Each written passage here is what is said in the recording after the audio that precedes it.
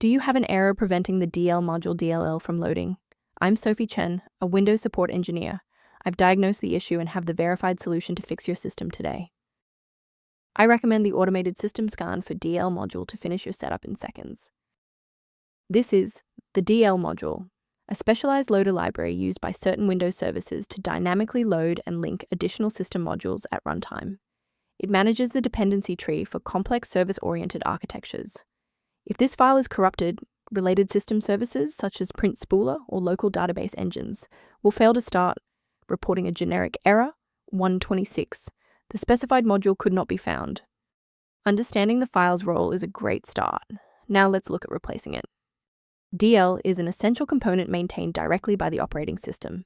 To resolve this, run sfc/scan now from an administrator command prompt to perform a full integrity scan and repair any corrupted Windows binaries.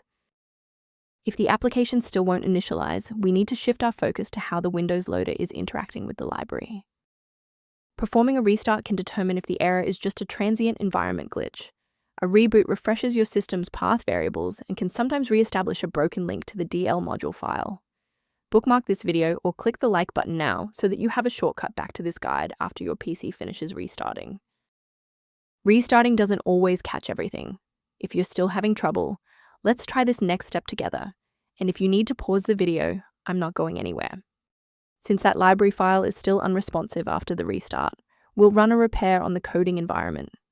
First, go to Control Panel, then select Programs and Features.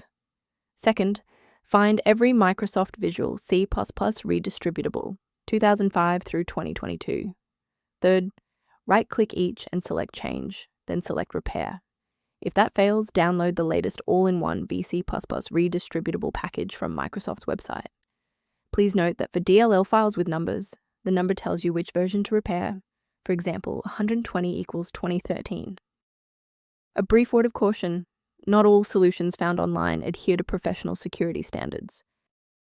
Ensure your personal information remains secure by avoiding third-party mirrors for DL module DLL that lack the verification found in official system repair protocols. Instead of relying solely on manual updates, you can maintain your system environment using a professional maintenance utility. The link below points to a diagnostic utility that provides information on managing DL module and maintaining system stability.